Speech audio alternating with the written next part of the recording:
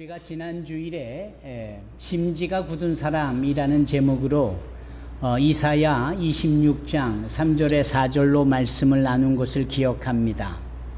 심지가 굳다, 그것은 의지가 강하다 이렇게 쉽게 표현할 수 있는 것이지만 하나님의 약속의 말씀에 대하여 한결같이 변함없이 흔들림 없이 요동함 없이 제대로 믿는 신앙인을 심지가 굳다 이렇게 성경이 말씀하고 있고, 그런 자에게 하나님께서는 평강에 평강을 더하여 주신다. 그러므로 우리는 심지가 굳은 자로서 평강을 주시는 하나님을 더욱더 신뢰하여야 하는데, 영원한 반석 되신 하나님을 신뢰하여야 된다.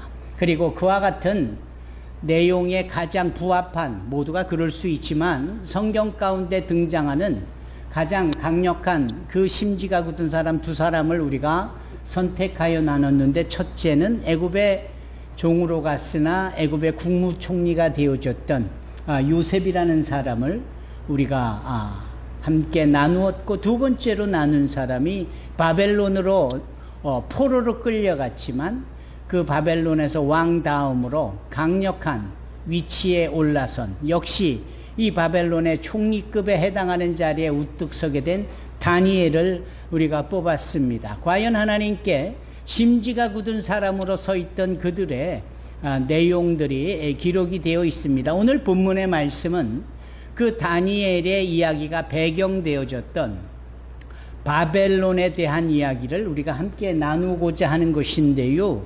이 바벨론이 나중에 바사, 곧 페르시아라는 나라에 함락이 되어지지요. 그러니까 다니엘이 느부갓네살에 의하여서 끌려가게 되고, 그러나 오히려 인정을 받게 되고, 느부갓네살의 아들 벨사살 왕이 되었을 때 여전히 그의 영적인 부분에 존경을 받게 되어지지 않습니까? 그 이후에 등장하는 소위 메데 사람 다리오 왕 때도 역시 다니엘은 인정받습니다. 세상은 변하고 왕이 변하고 정부가 변해도 하나님의 심지가 굳은 사람은 변하지 않고 인정을 받는 평강에 평강이 더해지는 역사가 있게 되어지고, 심지어는 이제 고레스 왕이 되어지는, 왕이 4번이나 바뀌는 때임에도 불구하고 이 다니엘은 하나님의 평강의 사람, 하나님을 신뢰하는 사람이다. 오늘 본문의 말씀, 이 본문의 말씀은 이 다니엘의 그 마지막 장 12장 말씀이에요. 여러분, 신약성경의 마지막 책을 요한계시록으로 우리가 알고 있습니다. 이 계시록이다, 묵시록이다, 아포칼립스라는 이 헬라어적인 용어의 이 묵시록은 아직 발생하지 않았지만 장차 일어날 일들, 장래에 일어날 일들이 예언처럼 계시된 말씀이에요. 성경에 딱 두 책이 그것을 다루고 있는데, 신약 성경에는 요한계시록이요, 구약 성경에는 다니엘입니다. 그러니까 우리가 잘 아는 바와 같이 다니엘이 대단히 매력적이면서도 실력이 있었고 위로부터 부어주시는 하나님의 능력을 소유한 자였기에 오늘을 살면서 장차 있어질 일들이 어떤 의미가 있고 장래에 무슨 일이 일어날는지를 예언하고 계시하고 묵시로 사람들에게 선포할 수 있었다라는 겁니다. 그래서 이 다니엘의 이 말씀은 지금 이 시대 2024년을 살고 있는 우리에게도 여전히 유효하고 우리에게 적용이 되어지는 겁니다.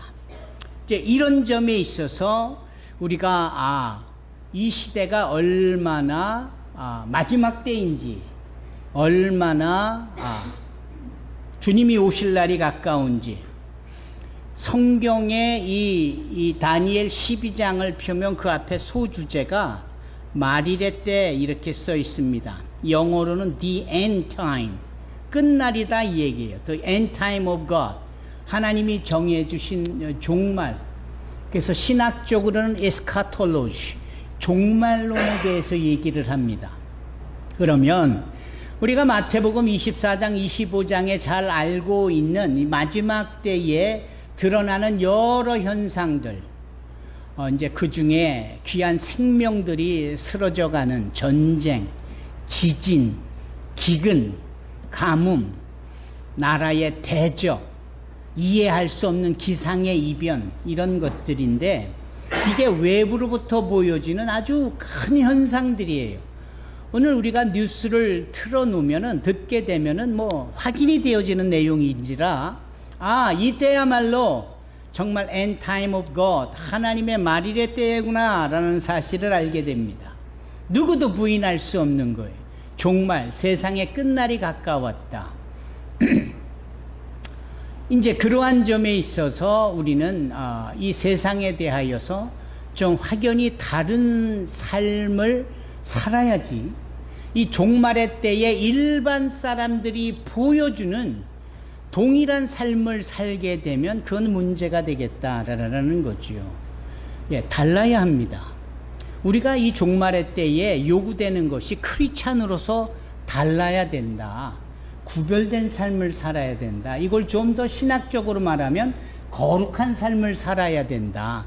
한눈에 봐도 저 사람은 크리스찬이야. 예수 믿는 성도야. 그래서 그렇지 않는 일반 세상 속에 있는 사람들하고는 달라. 특히 이 종말의 때에 나타나는 사람들의 태도나 또는 행동이 되게 이기적이잖아요. 자기밖에 모르고 자기 주장만 급급하고 남이야 어떻게 되든 말든 자신의 사리사욕이 삶의 우선순위잖아요. 그래서 가치 있는 존귀한 삶보다는 수단과 방법을 뭐든지 동원해서 어찌되든지 경쟁해서 이겨야 되고 내가 우선되어야 그게 소위 성공이다, 제대로 된 삶이다, 이런 지극히 세대주의이고 세속주의적이고 포스트 모던주의적인 이런 삶에 사람들이 젖어 있는 거거든요. 그래서 할 말들도 왜 그렇게 많은지, 또 말할 기회가 있으면 왜 그렇게 말들을 잘하는지 정말 똑똑하고 지식이 많습니다. 그렇지 않아요? 그래서 오늘 본문에는 나와 있지 않지만 그 본문의 다음 절에 보면 이 말일에 세상 끝날에 사람들의 지식이 아주 많다, 이런 표현이 있어요. 예, 딱 세상에 딱 맞는 얘기입니다. 이제 이런 점이 이 세상의 특징인데, 그리고 사람들이 빨리 왕래하고 급하고 속도전입니다. 속도전. 예. 그래서 뭐 사실은 3G도 충분히 쓸만한 상황인데도 4G가 나오고 5G가 나오고 LTE가 나오고 뭐 초광속으로 계속해서 치닫아 나가며 그게 마치 자랑인 양 세계에서 가장 빠른 인터넷의 시스템을 구축한 나라가 대한민국이다. 좋습니까? 그게 과연 우리의 영혼에 살고 죽는이라고는 무슨 상관이 있을까요? 확실히 이 세상이 잣대 삼고 좋다라고 여겨지는 거와 하나님의 기준으로 봤을 때와는 사뭇 다르지요. 예. 안식일에 이 병 고치는 문제를 가지고 트집을 잡을 때 오히려 주님은 안식일에 사람의 생명을 구하는 것이 옳으냐 그르냐 라고 말씀을 하시면서 무엇이 진리면서 변하지 않는 기준이 되는지에 대하여 항상 강조하신 것이 주님이셨거든요. 이제 그런 점에 있어서 변함없는, 어제나 오늘이나 영원토록 동일하신 변함없는 진리 되신 주님을 내 삶의 기준 삼고 핵심 삼고 중심 잡는 것이 이게 구별된 삶인 거예요. 그렇지 않습니까? 예. 혹자는 말합니다. 크리스찬들이 세상 사람들을 변화시키려면 세상 속으로 나가야 된다. 맞지요? 세상에서의 빛과 소금의 역할을 감당하여야 하니까 세상이 요구하는 것을 우리가 얼마든지 수용해야 되고 그것이 이렇게 포용력 있게 문턱을 낮추면서 그리 되어야 된다 라고 말들을 합니다. 정말 전략적인 것 같고 대단히 세련돼 보이고 쿨해 보이지요. 그렇다고 우리가 세상 사람들처럼 살면 되겠습니까? 그들이 그렇게 살 수밖에 없는 것에 대한 환경적, 분위기적, 이 세상 종말의 때에 느끼는 것에 대한 이해는 할 수 있지만, 그렇다고 우리가 그들하고 똑같이 될 필요가 있을까요? 자식들의 세대를 이해한다고 자식들하고 똑같이 나이든 아버지가 미장원에 가서 황금색 나는 그러한 머리에 염색을 하고 아들하고 같이 똑같이 청바지를 찢어서 입으면서 서로 축소된 단어를 쓰고 세상에 유행되는 단어를 쓰고, 그게 뭐 아버지 세대와 자녀 세대가 상당히 소통적이다, 좋다라고 여기는지는 몰라도, 그럼 부모와 자녀 사이에 뭐가 구별점이 되는 건가요? 사람들이 문신을 해서 좋다고 한다고 해서 크리스찬들이 문신을 따라 해요? 내 몸이 하나님의 형상을 따라 지은 거룩한 몸이요, 하나님이 영이 거하는 성전된 몸인데 여기다 낙서하듯이 내 몸에 문신을 새겨 넣어요? 세상 사람들이 이렇게 하니까 그들을 이해하려면 나도 그렇게 한다. 그렇습니까? 제 친한 친구가 사업을 하기만 하면 망해요. 2년 전에 저를 찾아와서는 마지막 사업으로 문신 사업을 하겠다고, 태투 사업을 하겠다고, 좋은 조건으로 가게를 열게 되어지니까 와서 좀 축복 좀 해달라고, 이런 지하에 거절했죠. 내가 목사로서 도저히 이해가 안 가는 부분이다. 아니, 그렇게 사람의 멀쩡한 몸뚱아리에 뭘 별의별 짓거리를 하는 것이 잘 되라고 내가 축복해 줄 것 같으냐? 너하고 나하고 친구 관계가 어긋나고 금이 가더라도 아닌 건 아닌 거다. 과연 아닌 게 돼버렸어요. 더 이상 연락도 안 하는데 거기에 대해서는 저는 후회도 없습니다. 그것은 저의 조그만 체험적 얘기고, 예수님이시라면 어떻게 하셨을까? 우리가 오해하는 것 중에 하나는 예수님께서 하늘 보좌를 떠나셔서 이 낮고 천한 땅으로 우리와 같은 성정을 지니고 오셨다. 그래서 그분은 세리와 같이 밥을 먹고 창기의 친구가 되어지고 온갖 죄인들에게 다가가셨다. 맞지요? 우리 주님이 낮아지신 그 거룩하고도 주님의 아들이, 하나님의 아들이 그렇게 하신 거에 대해서, 이게 바로 기독교라는 사실은 우리가 제대로 믿고 확신하고 있는 부분입니다. 그런데 오해하는 것은, 그러기 때문에 예수님이 세리처럼 남에게 삥이나 뜯고 남의 호주머니나 털려고 하고, 주님께서 창기처럼 몸뚱아리를 아무렇게나 굴리고, 주님이 죄인처럼, 죄인의 친구가 됐다고 해서 죄인처럼 막 죄를 짓고 악의 시스템을 구축하고, 그렇게 건들건들대고 머리에 염색이나 하고 뭐 그러셨을 거라고 생각합니까? 천만에요. 주님은 그들을 이해하셨고 그들에게 다가가셨지만 그들에게는 정확하게 구별된 삶을 살았지 않았겠습니까?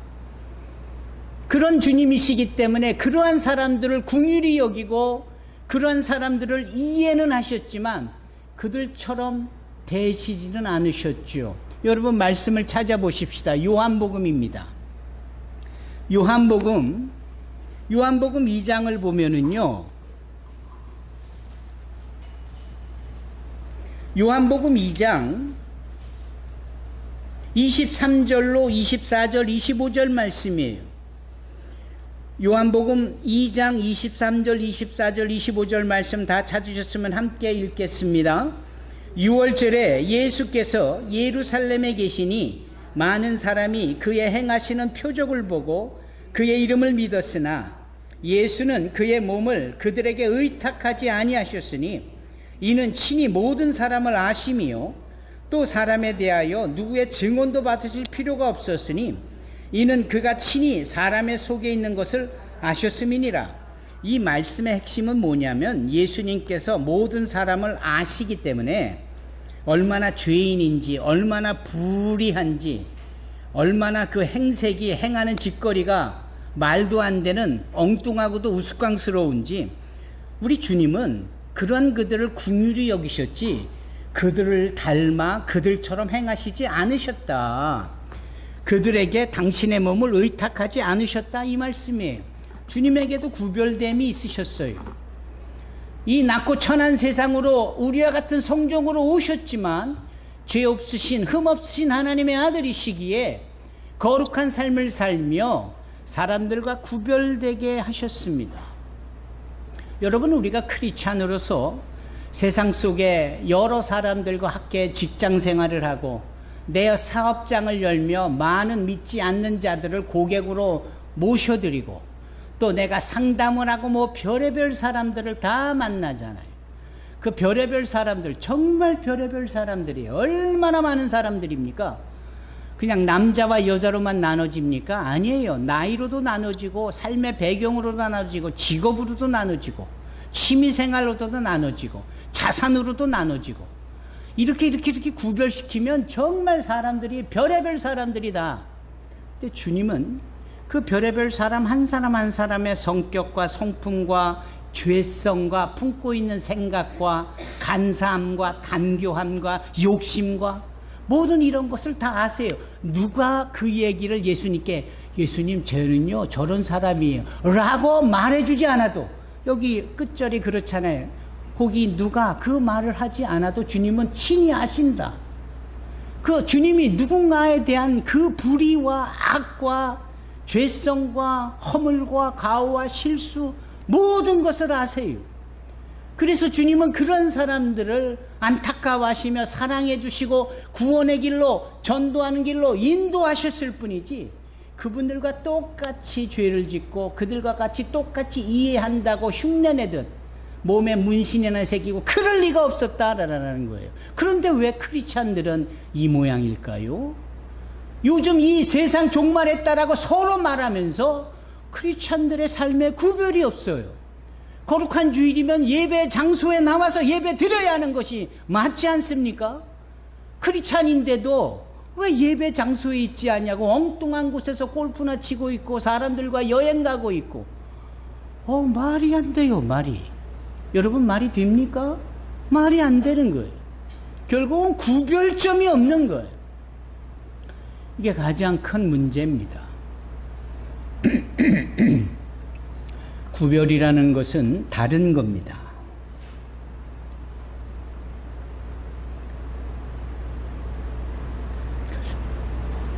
그들과 똑같아서는 구별점이 없는 거죠. 하지만 구별점이 있는 것은 다른 거예요. 창세기 18장에 보면 아브라함이 하나님의 천사를 환대하고 그 천사가 소돔을 간대잖아요. 왜냐하면 소돔이 너무나도 악하기 때문에 정말 얼마나 악한지를 보러 가신다 이런 말씀이 창세기 18장에 등장을 하고요. 그곳에 심판을 하시려고 할 때 그 유명한 아브라함의 중보기도가 나타나잖아요. 제발 그 마음을 거두셔서 의인이 5명만 있어도 멸망시키지 아니하실 그 하나님의 마음을 열게 하는데도 그 소돔은 의인 5명이 없어서 결국은 망하잖아요. 여기서의 초점을 아브라함의 구별점에 둔다면 아브라함은 소돔 사람들하고 달랐어요. 오히려 아브라함의 조카 롯 그리고 그의 가족들은 소돔 섬에 있었고 소돔 사람처럼 살았어요. 구별점이 없는 거예요. 근데 아브라함은 구별점이 있잖아요. 구별점이 있으니까 그 소돔에 대한 안타까운 마음이 들고 롯에 대한 안타까움이 드는 거예요. 그래서 하나님 앞에 기도하는 겁니다. 그 심판하시려는 마음을 돌이켜달라고. 아브라함이 똑같았다면 감히 그런 중보의 기도를 못하죠. 설령 중보 기도를 했어도 하나님이 그거 들으시겠습니까? 들을 리가 없죠. 너도 똑같은데 너도 50보 100보인데 너도 도끼인 객긴 아니냐? 넌 뭘 달라서 너는 저들을 위해서 걱정하듯이 나에게 중보 기도를 해? 하나님이 그렇게 말씀하시겠죠. 아브라함은 중보할 수 있을 만큼 달랐어요. 구별되어진 삶이었다니까요. 하나님은 그 기도 들으시고 조카 롯의 가족을 구원시켜내시잖아요. 여러분, 우리는 달라야 합니다. 분명 달라야 합니다. 그러면 어떻게 달라야 할까요? 오늘 문순영 권사님 대표 기도하시면서 여기저기 뭐라고 그러셨더라? 이렇게 기웃기웃대고 뭐 이런 표현을 쓰셨어요. 그래서 구별된 삶은 기웃대지 말아야 합니다. 구별된 삶은 엉뚱한 곳에 가지 말아야 합니다. 하지 말아야 됩니다. 저러지 말아야 됩니다. 이렇게 하지 말아야 됩니다. 저러지 말아야 됩니다. 뭐 이렇게 하지 말아야 되는 게 많은지 이게 같이 기독교처럼 언급이 되는 거예요. 그래서 기독교인이 된다는 것은 그 좋던 술도 끊어야 되고, 그나마 밥 먹고 시원하게 담배 한 대 딱 땡겨 제끼는 이 맛이 있었는데 이것도 못하게 되고, 그들의 표현대로라면 뭔가 하지 말아야 될 게 너무 많다고 하니까 부담을 갖고 있는 거죠. 근데 그런 부담을 갖든 말든 우리가 그런 차원으로 드리는 말씀이 아니라, 우리가 영원한 생명을 얻고 하나님의 자녀가 되는 이것이 뭔가 그렇게 하지 말아야 되는 것 때문에 가능할 수 있는 걸까요? 너무 세상적인 구별점으로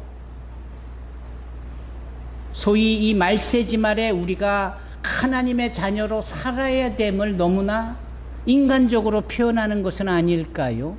아까도 말씀드린 뭐 그렇게 안식일에 하지 말아야 되고 가지 말아야 되고 추수하지 말아야 되고 그 밀을 이렇게 뭐 까불리는 일도 하지 말아야 되고 음식도 하지 말아야 되고 온통 이렇게 얘기를 하니까, 그러면 다니엘이라면 그 부분에 대해서 어떻게 말씀을 할까요? 좋아요. 세상 종말이 가까웠고 우리가 지금 그 시대를 사는데 사람들이 저렇게 지식이 많고 사람들이 저렇게 빨리 왕래하면서 많은 일을 하는데, 그렇다면은 우리가 이 상황에서 어떻게 구별된 삶을 살아야 할까라고 다니엘을 통해서 하나님이 말씀하실 때 딱 두 가지인 거예요.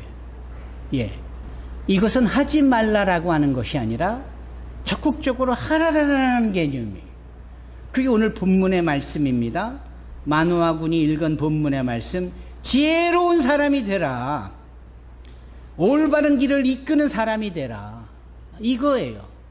담배를 피든 술을 먹든 세상이 추구하는 오락을 추구하든 그거는 부차적인 문제고, 이 말세지 말에 가장 우선적으로 구별된 사람으로 살기 위해서 첫째, 우리가 지혜로운 사람이 되어야 한다. 여러분 아멘 하십시오.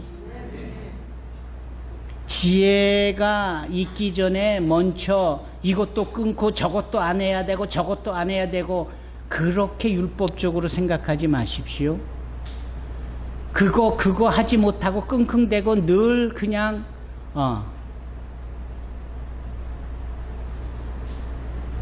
결국은 핵심을 도달하지 못할 겁니다. 오히려 핵심을 향하여 나갈 때 담배 피는 게 얼마나 내 몸에 안 좋고 주변 사람을 불편케 하고 또 주변을 지저분하게 하고, 또 담배값도 많이 올랐겠죠.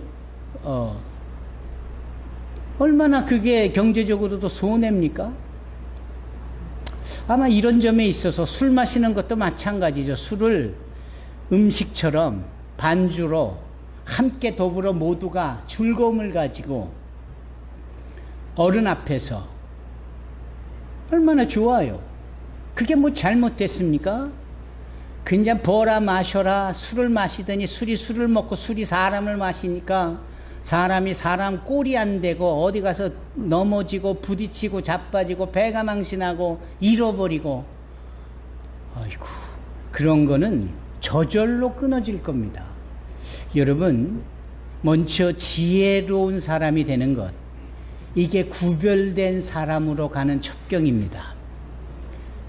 성진아, 첩경이라는 말이 뭐니? 너 요즘 책을 많이 안 읽는 것 같아. 너 책 많이 읽었고 단어를 보케블러리가 너가 좋았던 어린아이인데. 창우야, 첩경이 뭐니? 너도 마찬가지야. 지름길이라 이 뜻이에요. 지름길이라는 뜻. 네. 우리가 책을 많이 읽고 어휘력이 늘려야 되고 표현력이 좋아야 되는 거예요. 그래야 실력이 있고 그게 하나님께 능력으로 가게 되어지는 거 아닙니까? 이제 이런 점에 있어서 우리가 지혜로운 사람이 되어야 되겠다. 그런데 여기서 잠깐 우리가 오해하는 것이 많은 학문을 익히고 많은 공부와 비싼 돈 들여서 사교육도 받고 학원도 가고 막 그래야 그러한 지식이 있고 지혜다라고 생각하는 오해들이 있어요.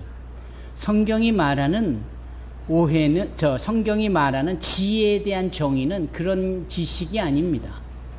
오죽하면 다니엘이 세상에 누구나가 추구하는 게 많은 지식이다 이런 표현을 했겠어요. 그러니까 세상이 요구하는 지식 이런 것 같은 거에 목매지 마십시오. 오히려 지혜는 하나님께로 주어지는 것. 아멘. 잠언 2장에 보면은 지혜는 하나님께서 주신다. 여호와께서 주신다. 지혜는 위로부터 오지 옆에서 오지 않아요. 여러분, 이 지혜를 하나님께로 받는 저와 여러분이 되기를 주님의 이름으로 축원합니다. 예, 잠언 2장 2절의 말씀처럼 여호와는 지혜를 주세요. 그리고 이 야고보서 1장 5절에 따르면 너희가 지혜가 필요하거든 주께 구하라. 주는 미쁘시고 의로우셔서 후히 주시고 꾸짖지 하시는 그 하나님께서 지혜를 더하여 주신다. 이렇게 야고보서에 말씀하고 있거든요. 심지어는 야고보서 3장 17절에 보면 이 지혜가 위로부터 난 지혜가 성교를 가져다 주고 화평을 가져다 주고 관용을 가져다 주고 양순한 마음을 가져다 주고 긍휼을 가져다 주고 선한 열매를 많이 맺도록 해주신다. 이렇게 야고보서 3장 17절에 말씀합니다. 따라서 우리가 이 지혜를 사모하고 이 하나님께 지혜를 구하게 되어지면 이 말세지 말에 세상이 미쳐 돌아가는 이때에 우리가 철저하게 구별된 자로서 하나님의 평강 속에 살아가게 되는 줄로 믿습니다. 지혜를 구할 수 있기를 바랍니다. 절대 지혜는 네이버에서 인터넷에서 서핑에서 나오지 않습니다. 지혜는요, 하나님께 기도하면서 하나님께 얻을 수 있는 것이고요. 지혜는요, 이 잠언의 말씀을 비롯한 이 성경 말씀 속에서 하나님의 약속된 말씀에서 지혜를 얻을 수 있는 거예요. 바꿔 말하면 우리가 지혜로운 사람이 되기 위해서는 신앙인의 기도와 신앙인의 말씀 생활이 뒷받침돼야 된다라는 겁니다.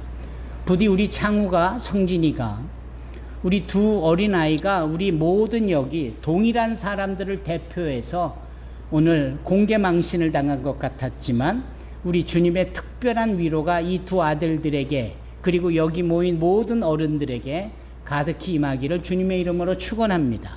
지혜로운 자가 되어야 합니다. 그게 구별된 자로 가는 첩경이에요. 그러면 구별된 자가 되어지기 위해서 지혜로운 자 외에도 한 가지가 더 다니엘의 입을 통하여 선포되고 있는데 그게 뭡니까? 많은 사람들을 옳은 길로 인도할 수 있어야 된다.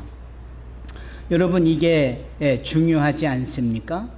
생명의 길로 끌려가는, 생명의 길로 끌어오는 그러한 역사가 우리 가운데 있어야 하는 거예요.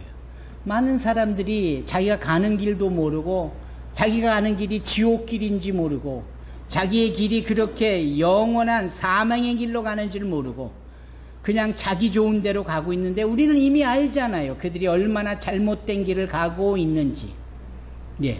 이런 점에 있어서 우리는 그들을 생명의 길로 끌고 올 수 있는 자들이 되어야 합니다. 아멘. 가장 쉽고 우리에게 익숙한 용어가 바로 무엇입니까? 전도예요. 전도. 함께 식사를 하는 가족들, 한 지붕 밑에 살고 있는 나의 피부치들, 나의 친족들, 이런 사람들에게 예수를 믿게 하고 이런 사람들에게 하나님이 열어놓으신 보배로운 산길로 함께 걸어오도록, 함께 나올 수 있도록 그들을 이끌어야 하는 겁니다. 이게 구별된 삶이에요. 자기네들은 하고 싶은 거 다 하는데 저 교회 다니는 성도들은 자기네처럼 하지 않는데 저들은 오히려 자기네들이 추구하지 않는 것들을 자기들에게 요구하고 요청하고 권면하고 이끈다라는 거죠. 이 부분에 대해서 불편해해야 할 것 같습니까? 그렇지 않아요. 언제든지 자기들의 삶에 문제가 생기면 쪼로로 달려와 우리의 품에 안길 자들이 바로 그런 사람들이거든요. 진정 자기네들의 노력으로 의지로 공로로 이룰 수 없는 것들을 우리는 믿음으로 주님의 은혜로 다 얻기에 그걸 권면하는 우리에게 진정 인생의 문제의 심각성을 알 때는 우리에게 다가올 수밖에 없는 거거든요. 그런 점에 있어서 우리에게 다가오기 전 그들이 우리에게 자기들과 다른 구별된 모습을 필경 볼 수 있어야 합니다. 우리는 그들에게 보여줘야 합니다. 어떻게 해요?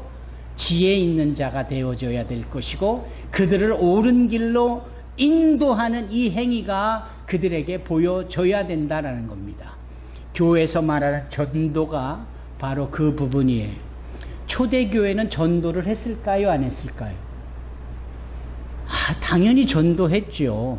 제가 드리고 싶은 말씀의 핵심은 전도는 당연히 했지만 전도는 어떻게 했냐? 쉬지 않고 했다. 쉬지 않고 했다. 이 사도행전 5장을 한번 펴주시기 바랍니다. 신약성경 사도행전 5장의 말씀을 보면 아나니아와 삽비라 일들이 교회 안에 있고 위기 같은 상황이 있었지만 이 사도행전 5장 맨 끝절인 42절에 보면 뭐라고 말씀합니까? 그들이 날마다 성전에 있든지 집에 있든지 예수는 그리스도라고 가르치기와 전도하기를 그치지 아니하리라. 아멘. 여러분, 많은 사람들을 옳은 길로 인도하는 것, 그리고 하나님께 지혜를 구하는 자가 되어서 그 지혜를 얻는 자들, 이들이야말로 진정한 우리의 모습이어야 되고 말세지 말에 우리가 이 두 가지 일을 열심히 행함으로 하나님 앞에 세상 사람들 앞에 구별된 자로 인정되어야 할 줄로 믿습니다. 그걸로 끝일까요? 구별로 끝일까요? 아니죠. 여기 상급처럼 결과물처럼 주어지는 말씀이 결국은 하늘의 밝은 별처럼 빛날 것이요 영원히 별처럼 빛날 것이다. 여러분, 주님께서 이 땅에 참빛으로 오셨는데 이 빛이 어둠을 비칠 때 어둠이 그 빛을 알지 못한다라고 요한복음에 말씀하잖아요.